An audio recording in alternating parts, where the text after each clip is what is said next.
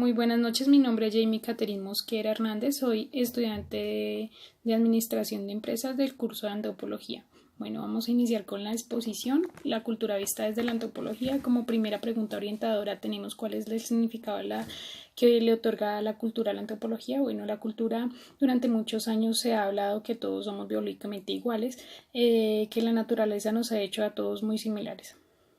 A pesar de esto se levantan muchísimas fronteras y más o menos desde el siglo XIX hemos podido contextualizar el término de cultura, que es muy importante, por lo menos le da el valor a la óptica de Taylor, quien dice que es toda la expresión en toda su totalidad de la vida social del hombre.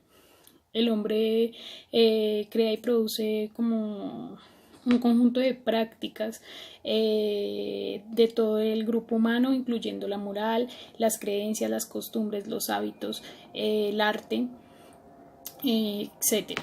¿Cómo se ha transformado el concepto de cultura según los enfoques teóricos de la antropología? Para poder definir, me voy a apoyar en algunos autores para lograr definir la importancia que se le ha dado al concepto a lo largo de la historia. Por lo menos tenemos el enfoque de Taylor, que es el enfoque evolucionista unilateral. Las diferencias existencias entre la cultura que se debe interpretar entre las diferencias de las mismas culturas o un grado de avance que cada uno debe tener. Tenemos el enfoque difusionista, que afirma que es la medida de la difusión apoyando nuestra cultura. Tenemos el enfoque histórico de Groax, es un enfoque único y particular, autónomo de la raza y el lenguaje, que se puede decir que a medida que se va desarrollando la cultura se evoluciona de una manera más significativa. Tenemos el enfoque funcionalista, que es el de Malinowski, que nos muestra como el patrimonio instrumental del hombre y la sociedad para satisfacer sus necesidades hace parte de nosotros, como la esencia de nosotros. Tenemos la estructuralista, que es el de Brown, que es la cultura de disposición organizada, que establece como unas redes sociales transformadas por fases en relaciones interpersonales. Tenemos el interpretativo, que es el de Gleich, que es la cultura que desarrolla como las culturas creadas por el hombre y la sociedad que hace parte de ella. Para entender el concepto de la cultura podemos también enfocarnos en el materialismo y el mentalismo. Bueno, el materialismo es un enfoque que se citan autores como Taylor. Él piensa que la cultura es todo.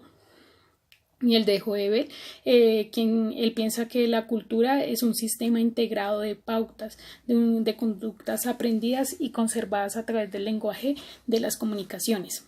Por otra parte tenemos los mentalistas, que afirman que la cultura no es solamente una conducta aprendida, sino es una abstracción de conducta. Esto quiere decir que la cultura no solo es la acción específica, sino toda la concepción del aprendizaje. Tenemos como pregunta orientadora también cuál es la definición de los conceptos del relativismo cultural y el etnocentrismo. Tenemos el relativismo cultural, es el concepto que hace referencia como a los comportamientos y las pautas que son relativas a cada cultura y dependen de las características de la misma. Tenemos el etnocentrismo, que es contrario al relativismo cultural. Es la valoración de la propia cultura como la única y mejor, generado por juicios sobre las formas diferentes de ver, pensar, actuar y entender a la sociedad. Como última pregunta generadora tenemos ¿por qué el concepto de la cultura y en sí la antropología es relevante para su campo de formación académica? Bueno, la cultura es tanto un conjunto de pautas y comportamientos en un grupo social, y la antropología como la disciplina encargada del estudio que permiten comprender que las acciones de las personas están determinadas culturalmente y permiten identificar comportamientos determinados por dichas normas. Con esto finalizamos la entrevista y le damos una vista a la cultura desde la antropología. Muchísimas gracias. Quien les habló, Caterine Mosquera.